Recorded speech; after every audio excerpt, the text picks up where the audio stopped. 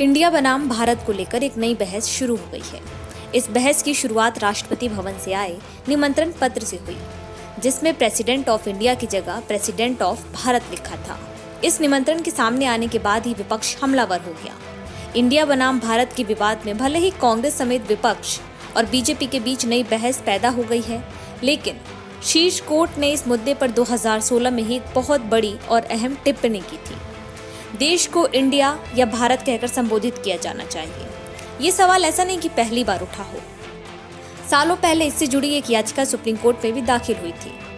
उस दौरान अदालत ने नाम चुनने को किसी भी व्यक्ति का निजी फैसला बताया था। हालांकि कुछ सालों बाद जब फिर इंडिया नाम को हटाने की याचिका शीर्ष न्यायालय पहुंची, तो अदालत ने सरकार का रुख करने का सुझाव दिया। बात 2016 की है। मार्च का महीना था और तत्कालीन न्यायाधीश टीएस ठाकुर के सामने एक्टिविस्ट निरंजन भटवाल की याचिका पहुंची। इसमें संविधान के अनुच्छेद 1 में दर्ज शब्दावली पर सफाई की मांग की थी। उनका कहना था कि इंडिया शब्द भारत का शाब्दिक अनुवाद नहीं है। याचिका में कहा गया था कि इतिहास और ग्रंथों में इसे भारत कहा गया है। साथ ही उन्होंने ये भी कहा था कि इंडिया अंग्रेजों की तरफ से कहा गया था। उन्होंने मांग की थी कि देश के नागरिकों को ये बात साफ होनी चाहिए कि उन्हें अपने देश को क्या कहना चाहिए। याचिका पर सुनवाई करते हुए सीजेआई ने कहा था कि कोई भी नागरिक को ये निर्देश नहीं दे सकता कि उन्हें अपने देश को क्या कहना चाहिए।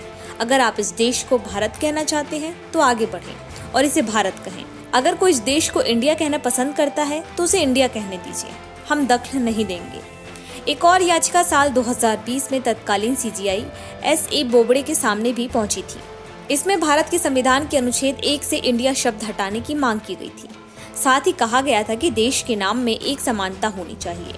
सीजेआई ने इस याचिका पर विचार नहीं किया। सीजेआई एस.ए. बोबड़े ने याचिकाकर्ता से कहा था कि भारत और इंडिया दोनों ही नाम संविधान में दिए हुए हैं। इंडिया को संविधान में पहले ही भारत कहा गया है। इसके अलावा सुझाव दिया कि याचिका को रिप्रेजेंटेशन के तौर पर बदलकर केंद्रीय मंत्रालयों को भेजा जा सकता है।